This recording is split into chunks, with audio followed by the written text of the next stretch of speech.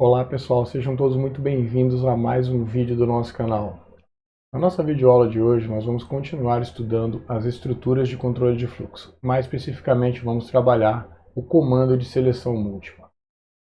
Em algumas situações, ao chegarmos em uma determinada instrução de um algoritmo, devemos selecionar um dentre alguns trechos a seguir, tendo como base para esta escolha um conjunto de valores de uma determinada variável. Dito de outra forma, então eu tenho ali as linhas que vão representar as instruções de um algoritmo, vou seguindo então linha a linha, chega em um determinado ponto, eu vou encontrar então o meu comando de seleção múltipla, que com base em um conjunto de valores de uma determinada variável vai me permitir selecionar um dentre alguns trechos de código. Então vamos imaginar aqui três trechos, então com base no meu comando de seleção múltipla, eu vou poder selecionar, se ao chegar nesse determinado ponto, no nosso caso ali, após 4 instruções do nosso algoritmo, selecionar se vou executar as instruções do trecho 1, as instruções que compõem o trecho 2 ou as instruções que compõem o trecho 3. Escolhendo qualquer um destes para executar, após a execução eu volto para um trecho comum ao meu algoritmo. Tá certo? Vamos analisar agora a sintaxe. Então, as reticências ali representam um trecho qualquer de instruções de um determinado algoritmo. Chegando em um determinado ponto, eu vou me deparar com o meu comando de seleção múltipla. Então, este será representado pela palavra reservada escolha. Entre parênteses, vamos colocar o identificador de uma variável, que pode ser do tipo primitivo inteiro, real ou caractere. O fato é que o conteúdo desta variável vai ser verificado e aí vamos ter agora casos que vão listar possíveis valores. Temos ali um exemplo, então palavra reservada a caso. Aí eu vou ter agora uma lista de valores separados por vírgula e estes valores vão ser verificados se algum destes está contido na variável cujo identificador se encontra entre parênteses ali após o meu escolha.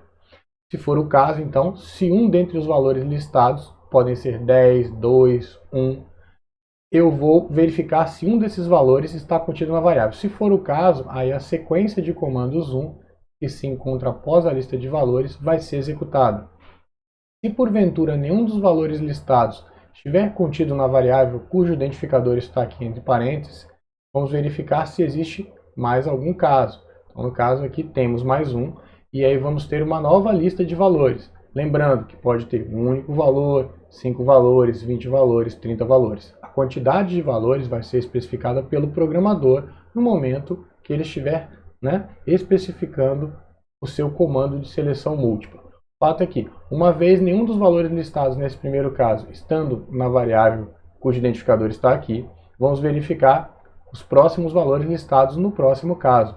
Se porventura algum destes valores estiver contido na variável, é esta sequência de comandos que vai ser executada. E assim eu posso listar X casos. O fato é que vocês podem se perguntar, poxa, mas se a minha variável, cujo identificador eu estou utilizando no meu escolha, for uma variável do tipo inteira, imagina a quantidade de valores que eu tenho, vou ter que listar todos esses valores nos meus casos? Não necessariamente. Você pode, no caso hipotético, utilizar apenas 2 casos, vai ter a lista de valores para cada um destes, e após especificar essas duas listas de valores, você pode tratar de uma forma genérica todos os demais valores possíveis para a variável, que não os listados. Então você vai ter a palavra reservada outro caso, que vai ser utilizada quando? Quando que esses comandos aqui, nessa sequência de comandos extras, será executada? Quando se esgotarem as análises dos casos que antecedem o outro caso e nenhum dos valores listados nos casos representa o valor contido na variável. Tá bom? E aí, por fim, para identificar o final da sequência de comandos extra que está presente em outro caso, vamos ter a palavra fim escolha. Então, mais uma palavra reservada. E as reticências ali só para representar a continuidade do nosso algoritmo. Vou mostrar um exemplo agora para deixar mais fácil a compreensão do que nós acabamos de ver. Então vamos ver agora o exemplo de um pseudocódigo que informa com base no nome de um time fornecido se este trata-se de um time carioca, paulista ou de outro estado. Vamos então verificar agora o pseudocódigo que vai representar o algoritmo que por sua vez fará uso do comando de seleção múltipla. Palavra reservada algoritmo, constante caractere que dá nome ao algoritmo, neste caso exemplo, seleção múltipla.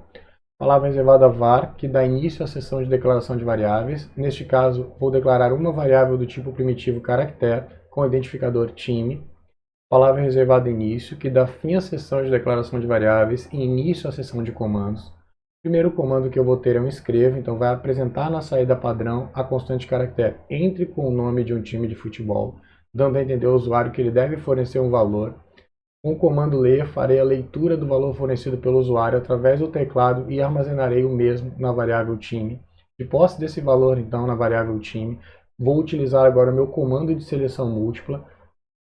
Então temos ali a palavra reservada escolha, entre parênteses o identificador da variável, cujo valor será utilizado para determinarmos qual dentre os trechos especificados de algoritmo vai vir a ser executado.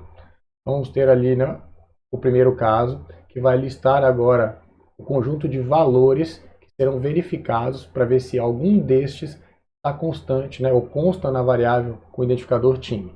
Então temos aqui 4 constantes caractere. Como é que eu sei que são constantes caractere? Porque estão, né, entre aspas, e todas separadas por vírgula. Tá certo, pessoal? Então, chegando nesse ponto aqui, vamos verificar, né, o conteúdo da variável time, comparando este com Flamengo. Se for igual, eu já vou executar a sequência de comandos que veremos logo abaixo. Caso não seja, comparo com Fluminense, o conteúdo de time. Caso não seja igual, comparo com Vasco. Caso não seja igual, com Botafogo. Caso não seja igual a nenhum desses valores, eu vou verificar se existe mais um caso. Mas sendo igual a qualquer um destes, é essa sequência de comandos que vai ser executada. Um único comando, escreva, que vai apresentar na saída padrão a constante caractere. É um time carioca. Caso, então, nenhum desses valores listados esteja presente na variável time, vamos verificar o próximo caso, que tem uma nova lista, né, de valores que vão corresponder aos valores que devem ser verificados para ver se algum destes está presente na variável time.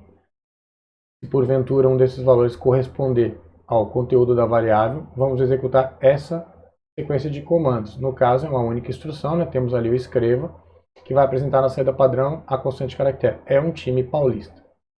Caso o conteúdo desta variável não corresponda a nenhum dos valores listados, aí lembrando que essa lista pode conter 1, 2, 10, 20, 30, quantos valores o programador julgar que são pertinentes para que se determine que deve ser esta sequência de comandos a ser executada. Se porventura o conteúdo da variável não corresponder a nenhum destes listados no primeiro caso e a nenhum destes listados neste, vamos verificar se existem mais casos. Aqui então eu tenho outro caso. Então qualquer valor da variável que não corresponda a estes listados nos dois casos anteriores vai determinar que deve ser executado este trecho de código, que nada mais é do que um escreva que vai apresentar na saída padrão a constante caractere. É um time de outro estado. Por fim, palavra reservada fim, escolha, né, determinando o final da sequência de comandos correspondentes ao outro caso, e fim algoritmo, determinando o fim da execução do meu algoritmo. Só quero fazer uma ressalva, inicialmente, que eu tenho consciência de que existem mais do que esses 4 times aqui que são cariocas, e existem também mais do que esses 4 times aqui que são paulistas. Eu simplesmente quis simplificar a solução para não fugir, né, ao escopo, para não ficar uma solução muito extensa, uma fonte pequena e de difícil compreensão.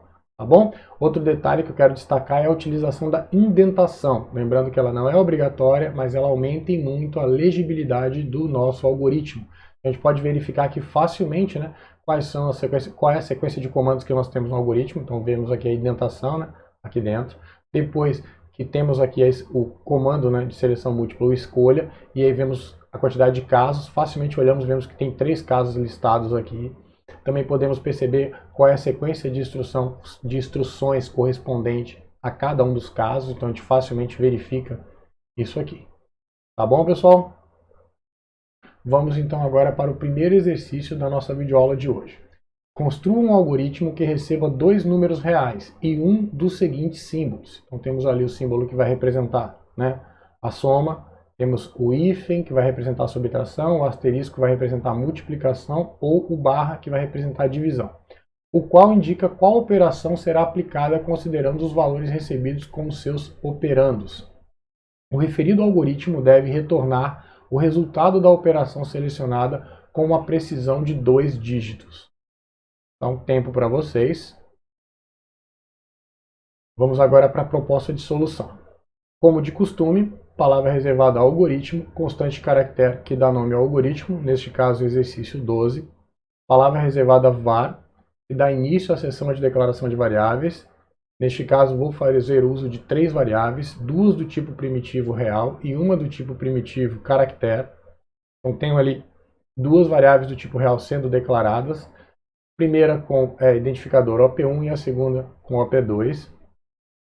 Por fim, a minha terceira variável sendo declarada do tipo primitivo caractere e com identificador operador. Palavra reservada início, que dá fim à seção de declaração de variáveis e início à seção de comandos. O primeiro comando que eu tenho é escreva, que vai apresentar na saída padrão a constante caractere. Entre com o primeiro operando, então solicito uma entrada de dados para o usuário.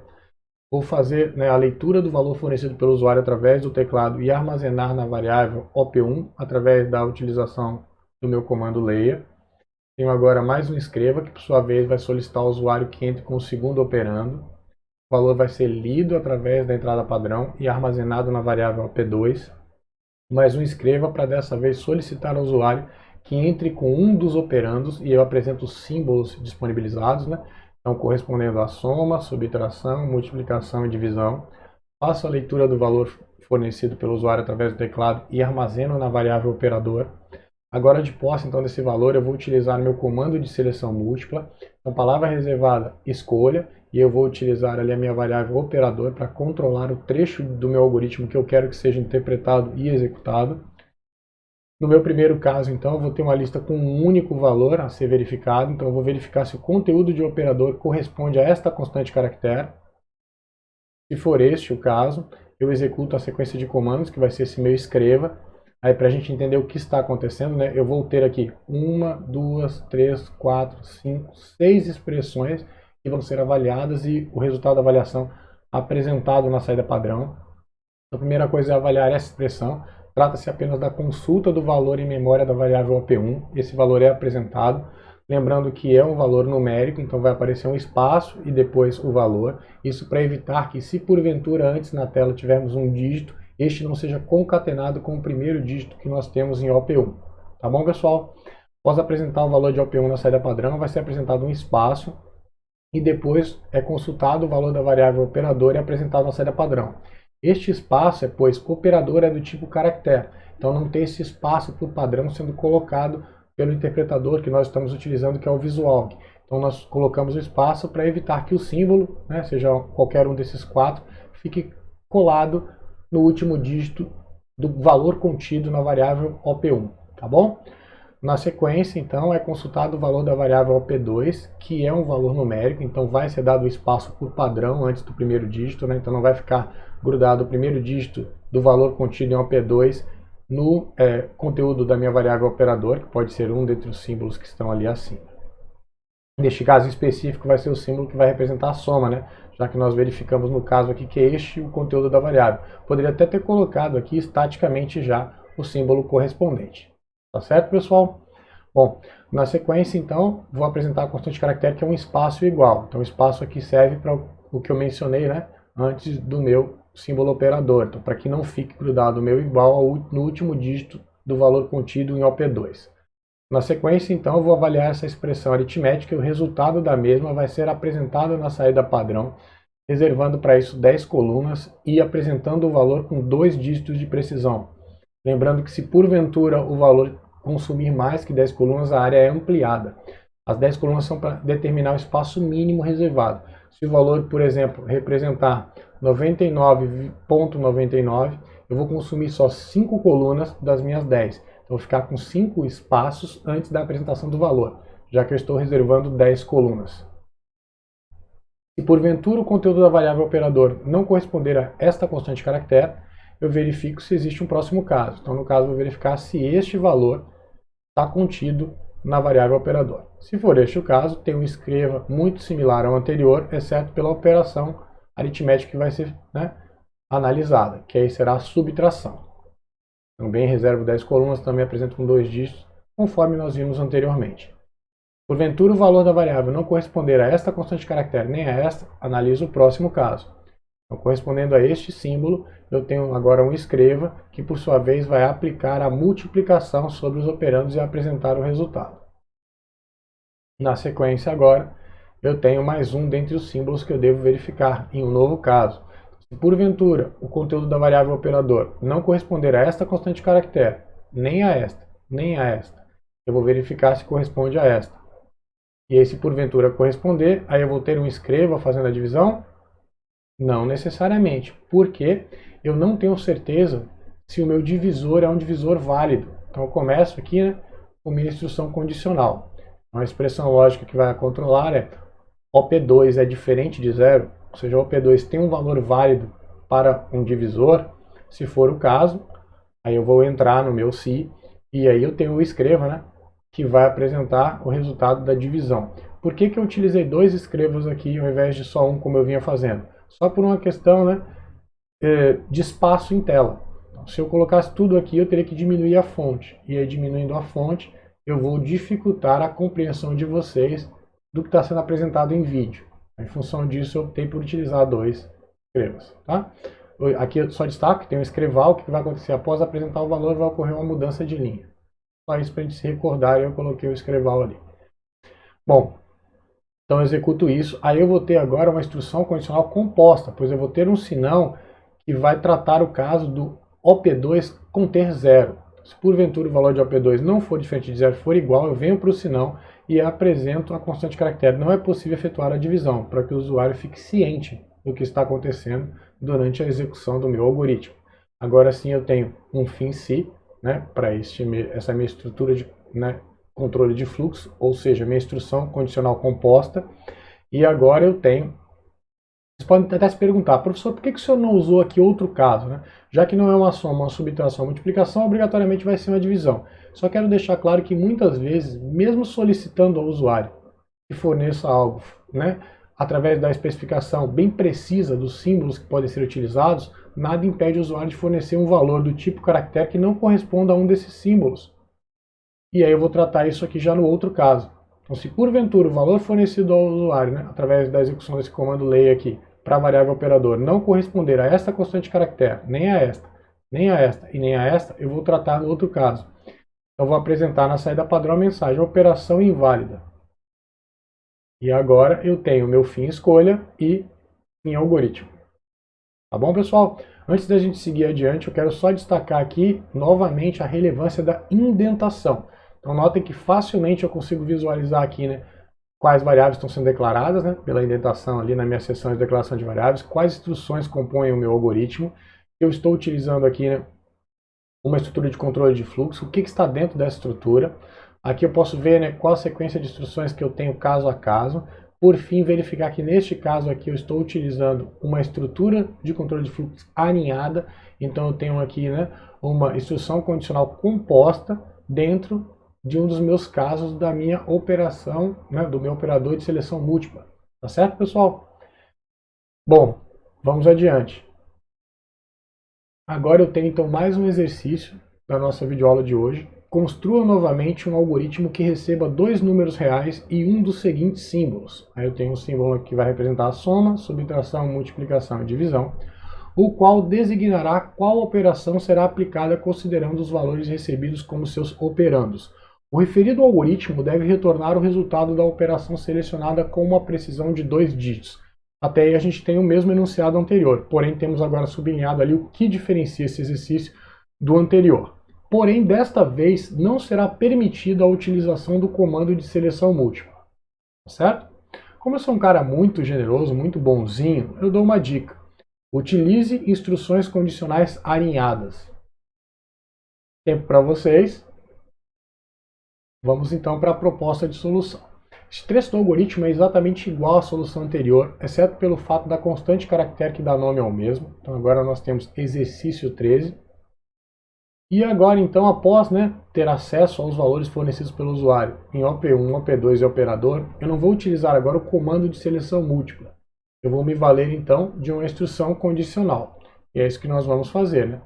Então, tenho ali meu se, então, a expressão lógica que vai controlar, né, se eu vou entrar ou não nesse se, vai corresponder ao operador igual à minha constante de caractere, que vai representar a soma. Se eu entrar nesse se, eu vou, né, executar esse escreva, que é exatamente igual ao que nós vimos na solução anterior, para apresentar tanto os meus operandos, quanto o símbolo que corresponde ao operador, quanto o resultado da avaliação da operação, que corresponde à soma, reservando para isso 10 colunas e apresentando o valor com 2 dígitos de precisão.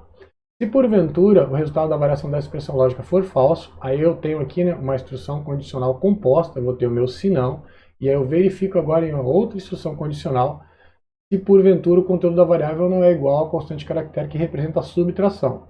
Se a avaliação da expressão lógica for verdadeiro, executo e escrevo, então, que vai aplicar então a subtração sobre os operandos recebidos.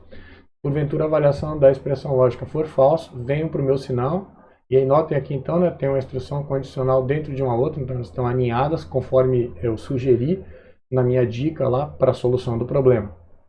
Se eu vier para este sinal, aí eu verifico agora se o conteúdo da variável operadora é igual à minha constante caractere asterisco, que vai representar a multiplicação. Se o resultado da avaliação for verdadeiro, executo este e escreva, que apresenta por sua vez o resultado da multiplicação entre os valores recebidos. Porventura a avaliação for falsa, venho para o senão e agora vou fazer o quê? Verificar se o símbolo contido em operador corresponde ao barra, que indica que devemos fazer uma divisão. Se for verdadeira a avaliação, eu entro no se, não vou já aplicar a divisão, conforme nós vimos anteriormente, eu tenho que me certificar de que o valor fornecido para o divisor é um valor válido. E é isso que eu faço agora nessa outra instrução condicional. Se for verdadeiro, aí sim eu posso aplicar a divisão. Estou utilizando 2 escrevos aqui só para seguir a mesma linha do anterior. O único detalhe aqui é que eu não coloquei um escreval no segundo. Se porventura a avaliação dessa expressão for falsa, ou seja, OP2 contém 0 e eu estou tentando fazer uma divisão, aí eu vou para o meu senão. Por sua vez, então, apresento na saída padrão a constante caractere, não é possível efetuar a divisão. Aí notem agora a relevância da indentação. Então vou ter agora o meu fim se para essa instrução condicional composta aqui.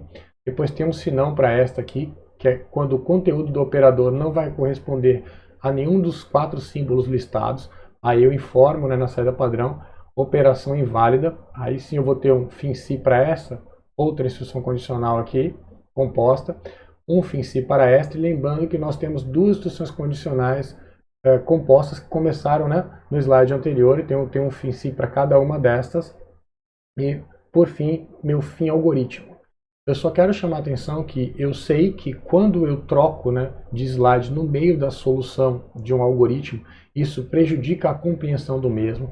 Eu faço isso apenas em situações que eu percebo que a fonte necessária para que eu apresente todo o algoritmo em uma única tela torna inviável a compreensão por parte de vocês do vídeo gerado. Então eu faço essa quebra do meu algoritmo em mais de um slide. Tá bom, pessoal? Mas tenham em mente que eu sempre tento evitar essa situação. Só faço isso realmente quando o tamanho da fonte necessário para a solução ficar em uma única tela é inviável para que vocês tenham uma compreensão adequada. Vamos então agora para mais um exercício da nossa videoaula de hoje. Então, construa um fluxograma para representar o algoritmo expresso pelo pseudocódigo desenvolvido no exercício número 13. Tempo para vocês. Vamos então para a proposta de solução. Como de costume, vou começar com o símbolo terminador, contendo a palavra reservada a início. Lembrando que eu vou apresentar aqui exatamente o mesmo algoritmo visto na solução do exercício número 13. A única diferença é que no exercício 13 eu representei o algoritmo por meio de um pseudocódigo e aqui eu farei a representação do algoritmo fazendo uso de um fluxograma.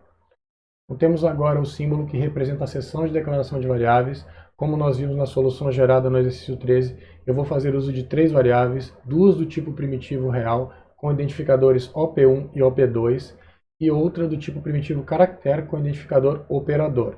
Seta para indicar o fluxo. Agora eu tenho então um símbolo que representa, né, a apresentação de valores ou de expressões avaliadas na saída padrão no monitor. Vou apresentar então no monitor a constante caractere entre com o primeiro operando, seta para indicar o fluxo. Agora eu tenho um símbolo que representa a leitura de valores fornecidos pelo usuário através da entrada padrão, ou seja, do teclado. Então eu vou ler um valor fornecido pelo usuário através do teclado e vou armazenar na variável OP1, seta para indicar o fluxo.